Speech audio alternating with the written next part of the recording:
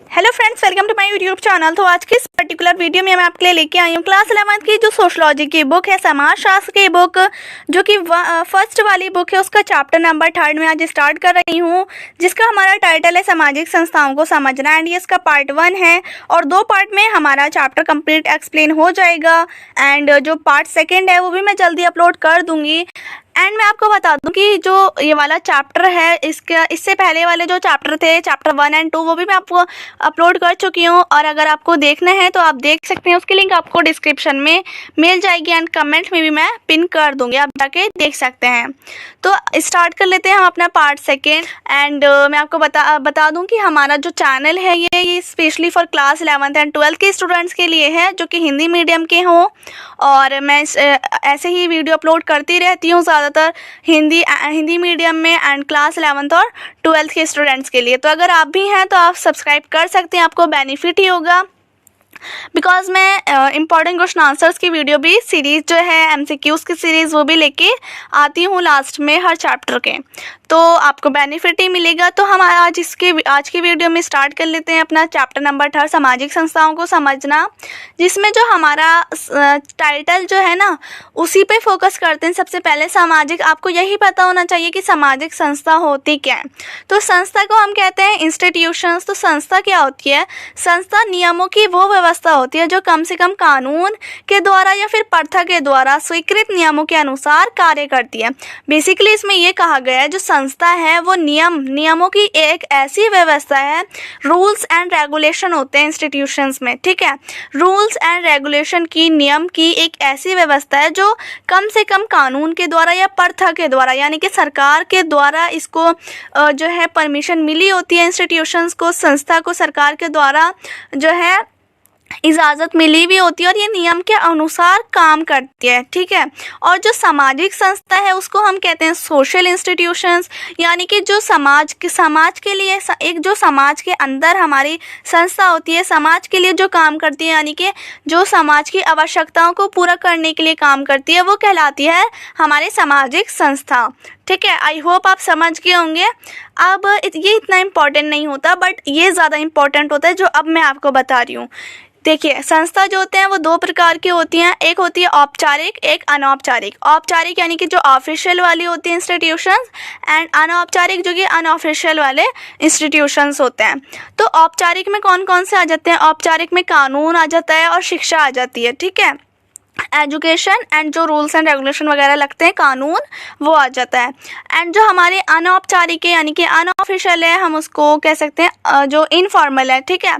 तो वो वाली जो इंस्टीट्यूशन होते हैं उसमें क्या क्या आ जाता है? उसमें हमारे परिवार आ जाता है, विवाह आ जाता है, नातेदारी आ जाता है, ठीक है। ये सारी चीज़ें आ जाती हैं, फैमिली, मैरिज एंड जो भी हमारा रिलेशनशिप है उसके बारे में हमें पढ़ना होता है। अनौपचारिक संस्था यानी कि अनौपचारिक संस्था यानी कि अनऑफिशियल जो इंस्टीट्यूशंस हैं उसके बारे में। तो यहाँ पर जो है वही है, हमें सबसे पहले अनौपचारिक के, जो मैंने आपको बताया परिवार, उसके बारे में हमें समझना है कि परिवार क्या होता है। ये चैप्टर इसी पे ही बिलोंग करता है। एंड इस वाले पार्ट में हम जो भी अनौपचारिक संस्था मैंने आपको बताएं, जैसे कि परिवार, और मैंने क्या बताया था, परिवार, विवाह, नातेदारी, इन सब के बारे में हम समझ लेंगे अनौपचारिक। और जो औपचारिक संस्था है उसके बारे में हम अपनी नेक्स्ट पार्ट में, जो नेक्स्ट वीडियो होगी पार्ट 2, उसमें समझेंगे। तो जो हमारा परिवार की परिभाषा है यहाँ पर, आगरबन तथा निम्नकॉर्फ, यानी कि ये जो हैं ये एक सोशलॉजिस्ट हैं, इनके अकॉर्डिंग यहाँ पर एक डेफिनेशन दी रखी है, तो इसको पढ़ते हैं। परिवार जो है वो बच्चों को मिला के, बच्चों के सहित अथवा बच्चों के बिना, पति पत्नी अथवा एक पुरुष तथा स्त्री व बच्चों की लगभग एक स्थायी सभा है। मतलब कि ये है, बेसिकली इसमें ये कहा गया है। देखिए, आपको पढ़ने में कितना हार्ड लग रहा होगा, बट इतनी इजी है ये कि आपको खुद ही याद हो जाएगी। परिवार की तो आप एकदम याद करने की ज़रूरत ही नहीं है। देखो, परिवार क्या होता है? बच्चों को मिला के, या फिर आप बच्चों के बिना भी कह सकते हैं, ठीक है। बच्चों को मिला के, बच्चों के सहित या बच्चों के बिना भी। जो पति पत्नी होते हैं वो कह लो, या फिर एक स्त्री और एक पुरुष, और एक स्त्री और पुरुष व उनके बच्चे। एक स्त्री और एक पुरुष कौन होते हैं? पति पत्नी तो होते हैं, वही लिखा हुआ है, पति पत्नी या फिर एक स्त्री और पुरुष के बच्चे। तो उनकी ये सभा होती है, एक लगभग स्थायी सभा होती है। जो परिवार कहलाती है, जिसको हम परिवार का नाम देते हैं। तो क्या समझा हमने इसमें ये है, परिवार जो है वो एक पति पत्नी यानी कि एक स्त्री और पुरुष कह लो, या फिर पति पत्नी और उनके बच्चों को मिला के, या फिर बच्चों के बिना भी जो है वो परिवार कहलाता है। ठीक है, बच्चे भी हो सकते हैं उसमें, बच्चे नहीं भी हो सकते हैं, और ज़्यादा बच्चे भी हो सकते हैं। तो यही है परिवार की डेफिनेशन। बच्चों पति पत्नी होते हैं और उनके जो है दादा दादी भी हो सकते हैं, और क्या और कौन होते हैं, बच्चे होते हैं पति पत्नी के। तो वही हमारी जो है फैमिली यानी कि परिवार की परिभाषा कहलाती है। अब हम अपनी परिवार की जो विशेषता है उसके बारे में समझते हैं। तो परिवार की जो विशेषता है उसमें यही आ जाता है सबसे फर्स्ट पॉइंट कि पति पत्नी में संबंध, यानी कि पति पत्नी में रिलेशन होना चाहिए, जब भी तो परिवार बनेगा। तो वही है। सेकंड जो हमारे पॉइंट है उसमें आए स्थायी लिंग संबंध, यानी कि जो पति पत्नी में स्थायी लिंग संबंध होना चाहिए, जब भी तो परिवार का निर्माण ही होता है। तो वही है। अब थर्ड है रक्त संबंध का बंधन, यानी कि क्या है इसमें, रक्त किसे कहते हैं, ब्लड का रिलेशन होना चाहिए। देखो हम कहते हैं जैसे किसी के मम्मी पापा होते हैं और बच्चे होते हैं, तो क्या होता है ज़्यादातर कि उनका मम्मी पापा के किसी ना किसी बच्चे का जो है उनसे जो है मैच करता हुआ रहता है ब्लड। तो यही है कि ब्लड का संबंध, रक्त संबंध होता है। कहते हैं ना ये हमारा ही खून है, तो वही बात हो जाती है कि ब्लड रिलेशन जो है वो एक हो जाता है और रक्त संबंध होता है। तो वही उसी के बारे में बता रहे हैं कि जो रक्त संबंध है वो भी, यानी कि परिवार में क्या होता है, एक जो परिवार होगा उसका रक्त संबंध एक जैसा ही होता है, ब्लड रिलेशन वाला जो है वो संबंध होता है। फोर्थ पॉइंट में सदस्य के पालन पोषण की आर्थिक व्यवस्था, यानी कि जो हेड होते हैं परिवार के, जो मुखिया होते हैं, वो इसकी परिवार की विशेषता में ये भी आ जाते हैं कि परिवार जब भी कायम रह पाता है जब उसका पालन पोषण अच्छे से हो और उसकी आर्थिक व्यवस्था पर भी ध्यान देना चाहिए। यानी कि जो भी परिवार की आवश्यकताएं, जो भी परिवार के लोगों को ज़रूरतें हैं, उनकी जो भी नीड्स हैं उसको पूरा करना, और जो उनका है पालन पोषण करना, ताकि वो सही से रहें, स्वस्थ रहें। तो वही है कि परिवार के जो भी सदस्य हैं उनका पालन पोषण करना और उनके जो भी नीड्स हैं उनको पूरा करना, यानी कि आर्थिक व्यवस्था को पूरा करना। आई होप आप समझ गए होंगे परिवार की विशेषताएं में, ये इंपॉर्टेंट है, आप याद रखिएगा। बहुत ही इजी था, आप एक बार पढ़ लेते हैं तो आपको खुद से भी याद हो जाएगा। परिवार का अर्थ क्या होता है, अब हम जानते हैं परिवार का अर्थ क्या होता है। अभी हमने ऊपर डेफिनेशन पढ़ी थी। तो परिवार जो है वो उस समूह को कहते हैं, हम उस ग्रुप को परिवार कहा जाता है जो यौन संबंधों पर आधारित होता है और इतना छोटा व स्थायी होता है कि उसमें बच्चों की उत्पत्ति व उनका पालन पोषण हो सकता है। यानी तो परिवार उस समूह को कहते हैं जो कि यौन संबंध पर आधारित होते हैं, यानी कि वो यौन संबंध किसे कहते हैं, सेक्सुअल रिलेशन पर जो हम कह सकते हैं डिपेंड होता है, उसी को हम यौन संबंध कहते हैं। तो परिवार हम उसी को कहते हैं जिसमें पति पत्नी में यौन संबंध हो आपस में, यानी कि सेक्सुअल रिलेशन हो, तो वो उसी पर कायम रह पाता है और इतना छोटा व स्थायी ये परिवार होता है कि उसमें से बच्चों की उत्पत्ति होती है और उनका पालन पोषण होता है। परिवार में होता कौन कौन है, बच्चे होते हैं और उनके पेरेंट्स होते हैं, यानी कि माता पिता होंगे और बच्चे होंगे, तो उसी को तो परिवार कहते हैं। तो परिवार यही है कि परिवार जो है वो यौन संबंधों पर, यानी कि सेक्सुअल रिलेशन पर जो है वो कायम रहता है, आधारित होता है और इतना छोटा होता है कि उसमें से बच्चों की उत्पत्ति होती है, बच्चों का पालन पोषण होता है और उनके पेरेंट्स होते हैं। ठीक है, अब हम बात करते हैं परिवार के जो है टाइप्स कितने होते हैं, मतलब कि परिवार जो है वो कितने आधार पे होता है। तो यहाँ पर जो है 5 आधार पे होता है परिवार। एक होता है स्थान के आधार पर, और एक है सदस्यों के आधार पर, एक है विवाह के आधार पर, फोर्थ है वंश के आधार पर और फिफ्थ है नातेदारी के आधार पर। तो अब आप सोच रहे होंगे कि ये 5 पॉइंट ये कैसे याद होंगे। तो देखिए बहुत ज़्यादा सिंपल है। देखिए फर्स्ट और सेकंड क्या है, साथ से स्टार्ट है, स्थान और सदस्य है। तो ये आपको कितना आसानी से याद हो जाएगा कि जो फर्स्ट एंड सेकंड वाले थे, वैसे तो आप ऊपर नीचे कोई भी लिख सकते हैं, ऐसा नहीं है ऐसे ही लाइन वाइज लिखना है, बट मैंने आपको अच्छे समझ आ जाए इसलिए ऐसा लिख रखा है। तो 2 शुरू के सा वाले और जो थर्ड और फोर्थ है वो वावा वाले हो गए और फिफ्थ जो है वो एक अलग है। ठीक है, तो फर्स्ट और सेकंड सा से एक हो गया स्थान के आधार पर और एक सेकंड जो है वो सदस्य के आधार पर, या सेकंड ऊपर कर लो या फर्स्ट नीचे कर लो, ऐसे कुछ भी हो सकता है। सकता है। और थर्ड और फोर्थ क्या होगी, एक विवाह के आधार पर जो कि वाह से है, और फोर्थ भी वाह से है जो कि वंश के आधार पर है। फिफ्थ हमारा आ जाता है जो कि अलग सा है, बिल्कुल नातेदारी के आधार पर। ठीक है, तो आप ये याद कर सकते हैं, एंड अगर आपको याद भी है तो बहुत ही अच्छी बात है। तो इसके जो आधार पर है, अगर आपको ये नहीं समझ आ रहा होगा तो इसको हम डिटेल में अभी लास्ट में जाके पढ़ेंगे। इसको मैं अच्छे से समझाऊंगी आपको ये होता क्या है, आधार पर है इसका मतलब क्या होता है और क्या क्या आधार हैं इनके टाइप्स के भी। ठीक है, तो अभी बस इतना याद रखिए कि स्थान के आधार पर, सदस्यों के आधार पर, विवाह के आधार पर, वंश के आधार पर और नातेदारी के आधार पर। इसको हम लास्ट में डिस्कस कर लेंगे, अच्छे से मैं आपको इसको एक्सप्लेन करूँगी भी, क्योंकि इम्पॉर्टेंट होता है, आ जाता है काफ़ी बार एग्जाम में। अब हम बात करते हैं परिवार के कार्य, तो ये भी मोस्ट इम्पॉर्टेंट टॉपिक है, एंड शायद इस बार एग्जाम में स्टूडेंट्स के एग्जाम में जो है पूछा भी गया था, मिड टर्म एग्जाम जो हुए थे, कि परिवार के क्या क्या कार्य होते हैं। तो आपको यही लिखना होता है कि जैविक कार्य, आर्थिक कार्य और सामाजिक कार्य, 3 कार्य होते हैं परिवार के, 3 काम होते हैं फैमिली के। तो एक जैविक कार्य होता है, कहलाता है, जो कि बायोलॉजिकल हम कह सकते हैं, बायोलॉजिकल फंक्शन। आर्थिक कार्य जो कि इकोनॉमिक फंक्शन होता है, सामाजिक कार्य जो कि सोशल फंक्शन होता है। ठीक है, अब जैविक कार्य में क्या क्या आ जाता है, जैविक कार्य में सबसे पहले यही आता है कि संतान की उत्पत्ति, यानी कि जैविक कार्य में परिवार होता क्या है, होते हैं पेरेंट्स होते हैं और बच्चे होते हैं। तो अगर पेरेंट्स हैं जभी तो बच्चे हैं, तो यही है कि संतान की उत्पत्ति, यानी कि संतान की उत्पत्ति कैसे होती है, यौन संबंधों पर आधारित होती है, सेक्सुअल रिलेशन पर। तो यही है जैविक कार्य का सबसे मेन पॉइंट, तो यही होता है कि संतान की उत्पत्ति होती है, बच्चे का जो है पालन पोषण होता है उसमें, और बच्चे की रहने की व्यवस्था होती है। ठीक है, तो संतान उत्पत्ति हो गई, और रहने की व्यवस्था, उनकी मतलब रहने कहाँ रहेंगे, उनके रहने की जो भी व्यवस्था है उसको व्यवस्था करना, रहने की जगह को ढूंढना, वो सब। ठीक है, और बच्चों का पालन पोषण करना, जैविक कार्य में तीनों आ जाते हैं। आर्थिक कार्य जो कि इकोनॉमिकल फंक्शन होते हैं, उसमें आ जाती है एक जायदाद की सुरक्षा और धन का प्रबंध, यानी कि धन का, पैसे भी कमाने तो होते हैं, अगर पापा होंगे, आपकी मम्मी होंगी, कुछ भी कोई भी होगा, पैसे कमाते हैं, तो जो धन का प्रबंध है वो करते हैं। कोई काम करेंगे जब भी तो उनको सैलरी मिलेगी, जब भी तो उनको पैसे मिलेंगे।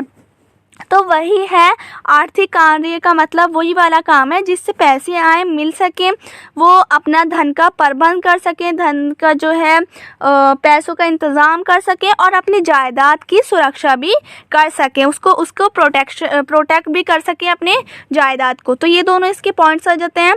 सामाजिक कार्य में जो सोशल, हम कह सकते हैं सोशल फंक्शंस, तो इसमें सबसे पहले जो आता है वो है समाजीकरण। अब आप सोच रहे होंगे समाजीकरण कौन सा नया सा नाम है, आपने अगर नहीं पढ़ा होगा बहुत से स्टूडेंट्स ने, तो उनको बहुत अजीब लग रहा होगा। तो समाजीकरण देखिए, समाजीकरण जो है वो मोस्ट इम्पॉर्टेंट टॉपिक भी आपको मैं डिटेल में बताऊंगी भी लास्ट में, लेकिन अभी मैं आपको इतना बता देती हूँ कि समाजीकरण जो होता है वो एक ऐसी व्यवस्था होती है, समाजीकरण, जिसमें बच्चा जो है समाज में रहने के, यानी कि सोसाइटी में रहने के लिए नियमों को और ढंग, मतलब हर चीज़ को वो सीखता है। समाजीकरण, बच्चा जब बच्चा आता है, पैदा होता है जब बच्चा, तो वो समाज में अपने फैमिली मेम्बर्स के साथ आता है, तो वो चलना सीखता है, बातें करना सीखता है, एंड फिर जब वो स्कूल जाता है तो और ज़्यादा सारे काम सीखता है, वो पढ़ना सीखता है। ठीक है, उसको बहुत सारी नॉलेज उसको गेन होने लगती है, उसको बहुत सारी नॉलेज मिलने लगती है। तो वही होता है समाजीकरण, बेसिकली उसको ही कहते हैं। समाजीकरण का मतलब यही होता है कि सोशलाइजेशन, यानी कि ये एक सीखने की प्रक्रिया होती है।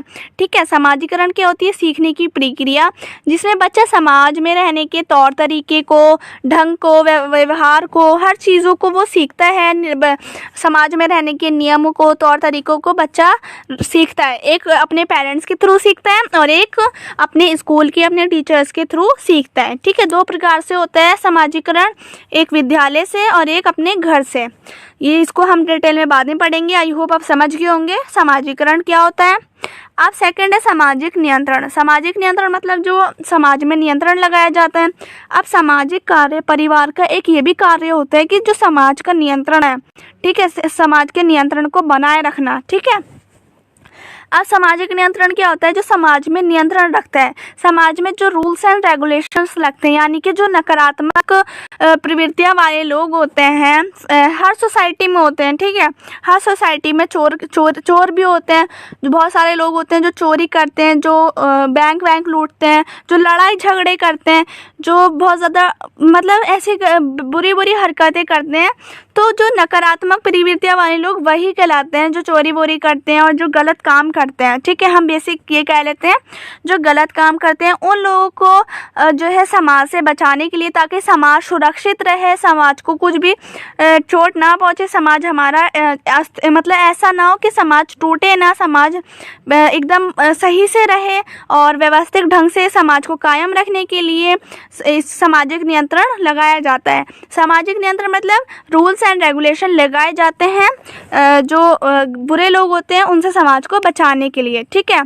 अब फोर्थ पॉइंट है स्थिति प्रदान करना। अपनी अपनी स्थिति होती है सबकी, कहा जाता है ये मम्मी है, ये पापा हैं, ये बच्चे हैं, हर किसी की अपनी अपनी स्थिति होती है। तो समाज में रहने के लिए ये भी एक परिवार का काम है कि उसकी स्थिति प्रदान करना, उसको एक नाम देना, उसका एक अपनी अलग स्थिति बताना, ठीक है। और सामाजिक कार्य का लास्ट पॉइंट आ जाता है शिक्षा से संबंधी, यानी कि उसको जो है एजुकेशन प्रोवाइड करवाना, वो आ जाता है शिक्षा से संबंधित। अब हम बात करते हैं अपना ये वाला टॉपिक जो कि मोस्ट इम्पॉर्टेंट है एंड ये भी आ जाता है काफ़ी बार एग्जाम में। तो इसमें क्या है, हमें ये बताया है कि ग्रामीण और नगरीय परिवार में क्या क्या अंतर होते हैं। तो गांव के जो परिवार होते हैं और एक नगरीय परिवार, नगर किसे कहते हैं? नगरीय परिवार मतलब कि जो शहर के परिवार होते हैं उनको। तो ग्रामीण परिवार जो गांव के परिवार होते हैं, तो क्या डिफरेंस होता है गांव के परिवार में और शहरों के परिवार में, तो इसके बारे में पढ़ते हैं। तो यहाँ पर 5 पॉइंट है। ग्रामीण परिवार जो है वो आकार में बड़े होते हैं। क्या होता है, गांव में जो है ना सब साथ रहते हैं, तो आकार में जो परिवार होते हैं वो बहुत ज़्यादा आकार में बड़े भी हो जाते हैं। ऐसे नगर में क्या होता है, आकार में छोटे होते हैं, जैसे मम्मी पापा और उनके बच्चे होते हैं। लेकिन गांव में क्या होता है, सब चाचा चाची, नाना नानी, मामा मामी सब ज़्यादातर साथ ही रहते हैं। एक हम कह सकते हैं कि उनका कुनबा या फिर एक कस्बा टाइप हो जाता है और सब साथ मिलकर रहते हैं। सेकंड पॉइंट में आ जाता है कृषि आधारित होते हैं, यानी कि गांव के जो परिवार होते हैं, ग्रामीण परिवार, उनमें कृषि आधारित होते हैं, वो कृषि पर डिपेंड रहते हैं। मतलब गांव में ज़्यादातर सब यही तो काम करते हैं, कृषि वगैरह, तो यही है कि कृषि आधारित होते हैं। और नगर के परिवार जो है वो उद्योग आधारित होते हैं, यानी कि उद्योगों में, फैक्ट्रीज में काम करते हैं, ठीक है। थर्ड पॉइंट में आ जाता है परिवार नियंत्रण अधिक होता है, यानी कि एक दूसरे पे बहुत ज़्यादा नज़रें रखी जाती हैं कि कोई कुछ कर तो नहीं रहा, कोई गलत काम तो नहीं कर रहा। तो एक दूसरे पर इतने सारे लोग होते हैं तो वो एक दूसरे पर अच्छे से नज़र रख लेते हैं। तो ये होता है कि ग्रामीण परिवार में बहुत ज़्यादा परिवार का नियंत्रण एक दूसरे पर बना हुआ होता है। और लेकिन जो नगर के परिवार होते हैं उसमें नियंत्रण बहुत कम होता है। और ऐसी ग्रामीण जो परिवार है उसमें बड़ों का जो एक अधिकार है वो होता है, यानी कि बड़ों का अपना ही अधिकार होता है। वो मतलब बच्चे जो हैं उनसे डरते हैं, वो बड़े जो है अपना अधिकार दिखाते हैं।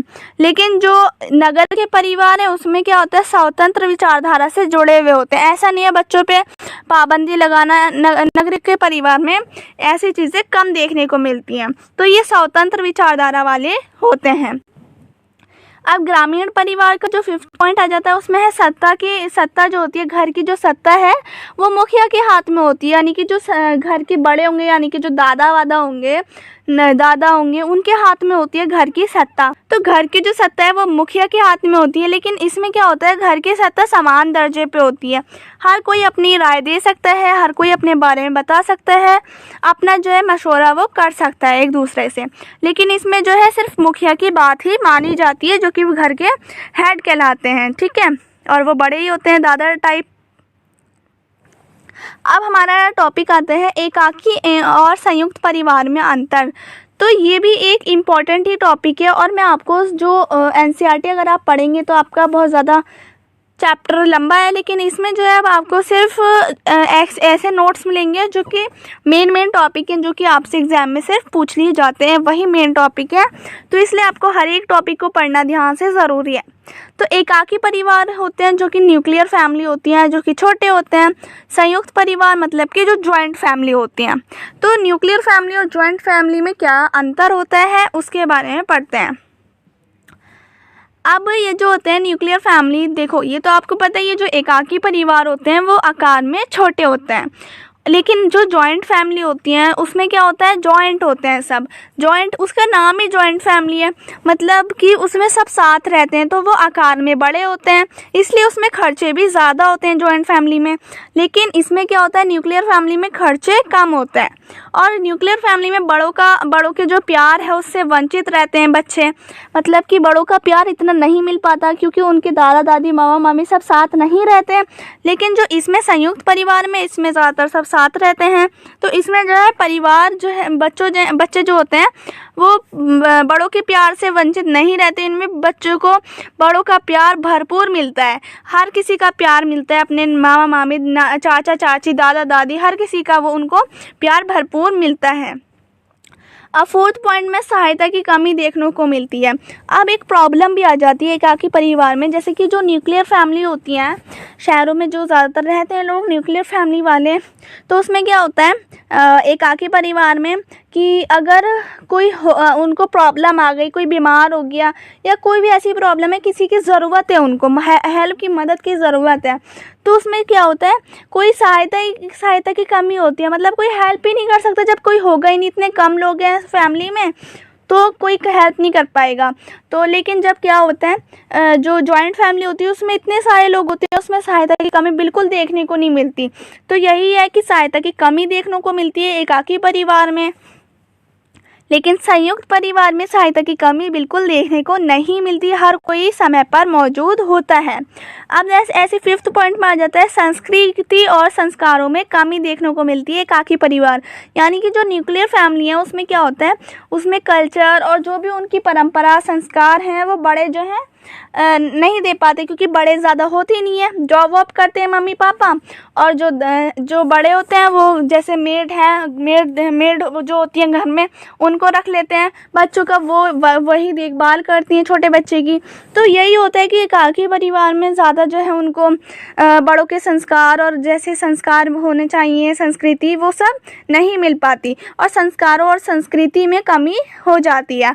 और संयुक्त परिवार में क्या होता है, संस्कृति और संस्कारों में बिल्कुल कमी देखने को नहीं मिलती, बल्कि क्या होता है, इसमें वृद्धि होती है। और क्योंकि इतने सारे लोग होते हैं, दादा दादी, और ये तो कोई काम करते ही नहीं हैं, तो ये क्या करते हैं, ये बच्चों को जो है संस्कार देते हैं अच्छे अच्छे, और उनको संस्कार देते हैं, उनकी संस्कृति को और ज़्यादा प्रभावित करते हैं, अच्छा करते हैं। तो इसलिए कहा गया है इसमें जो है संस्कारों में वृद्धि होती है, कमी देखने को नहीं मिलती जॉइंट फैमिली में। अब इसमें एकाकी परिवार में सिक्स्थ पॉइंट क्या होता है, देखभाल में कमी, यानी कि वही जैसे कि मैं आपको बता चुकी हूँ, जैसे कि पेरेंट्स क्या करते हैं, मेड रख लेते हैं, और उनको जो है फिर वो वही बच्चों की देखभाल करती हैं जब वो चले जाते हैं जॉब वॉब पे। तो ज़्यादातर ऐसी फैमिली देखने को मिलती है एकाकी परिवार में। एंड संयुक्त परिवार में क्या होता है, संयुक्त परिवार में देखभाल की जो व्यवस्था है वो बहुत सही होती है, मतलब इतने सारे लोग हैं तो कोई भी देखभाल आसानी से कर सकता है। तो यही है इसमें, आई होप आप समझ गए होंगे। अब हम बात करते हैं एकाकी परिवार के गुण और दोष, यानी कि मेरिट्स एंड डीमेरिट्स के बारे में। तो एकाकी परिवार की एक कुछ खासियत भी होती है, यानी कि कुछ अच्छाई भी होती हैं, तो कुछ एक तरफ बुराई भी होती हैं। तो उसी को पढ़ते हैं कि क्या अच्छाई होती है जो न्यूक्लियर फैमिली एकाकी परिवार है उसकी, और क्या बुराइयां होती हैं। तो हर चीज़ की है, कुछ अच्छाई भी होती हैं, कुछ बुराई भी होती हैं। तो जो एकाकी परिवार है उसके गुण, यानी कि जो मेरिट्स हैं, अच्छाइयाँ हैं, उसके बारे में। संबंध क्या होते हैं, संबंध गहरे होते हैं, यानी कि जो पेरेंट्स होते हैं, पति पत्नी जो होते हैं, उनमें क्या संबंध अच्छे बने रहते हैं, ठीक है, इसलिए क्या संबंध भी अच्छे बने रहते हैं। ऐसे थर्ड पॉइंट में तालमेल भी बने रहते हैं, यानी कि एक दूसरे से घुले मिले रहते हैं, और संबंध भी अच्छे देखने को मिलते हैं उन दोनों में।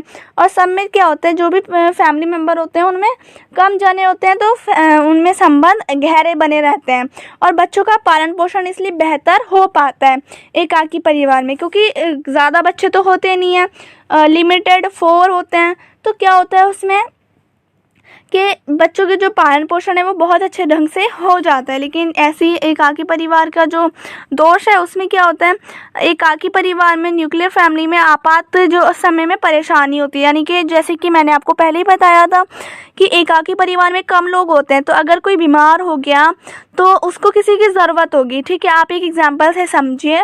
जैसे कोई माता पिता रहते हैं, उनके बच्चे रहते हैं। ठीक है, बच्चे स्कूल गए हुए हैं और मम्मी जो है वो घर में है और पिता भी काम पे गए हुए हैं उनके बच्चों के।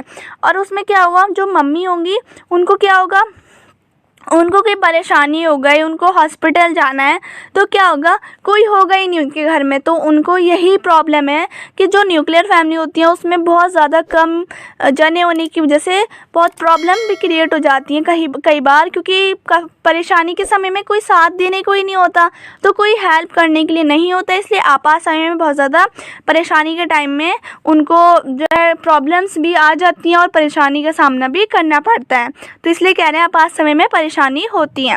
अवैध संबंध होते हैं, यानी कि इलीगल रिलेशन भी बन जाते हैं, क्योंकि कम जने होते हैं तो ऐसी हस्बैंड वाइफ में जो है एक दूसरे के साथ तो अच्छे तो बनते ही हैं, लेकिन कभी कभी क्या होता है, रिलेशन गलत हो जाते हैं और किसी और के साथ भी संबंध बन जाते हैं और निजी समस्याएं भी पैदा होने लगती हैं। जैसा कि आप देखते होंगे CID या क्राइम पेट्रोल में, कि उसमें भी ऐसा दिखाते हैं कि क्या होता है, न्यूक्लियर फैमिली होती हैं तो उसमें क्या है, दूसरों के साथ संबंध बनने लगते हैं, तो परिवार जो है वो बिगड़ने भी लगता है और उसमें निजी समस्याएं उत्पन्न होने लगती हैं। तो ये था हमारा पार्ट 1। आई होप आपको समझ आया होगा। इसका हमारा नातेदारी वाला रह गया है, बट वीडियो काफ़ी ज़्यादा लंबी हो रही है, इसलिए मैं उसको नहीं करवा रही हूँ इस वीडियो में। बट पार्ट 2 में हम अपना कंप्लीट कर लेंगे। पार्ट 2 जो होगा वो लास्ट ही होगा। तो मिलते हैं नेक्स्ट वीडियो में। एंड आई होप मैंने जितना ही बताया आपको अच्छे समझ आया हो। सो अगर वीडियो से थोड़ा सा ही बेनिफिट मिला तो प्लीज़ लाइक कर दीजिए। एंड अगर कोई भी डाउट है तो कमेंट सेक्शन में अपना डाउट आके क्लियर कर लीजिए। So if you like the video then please share it and don't forget to subscribe my channel. Thanks for watching.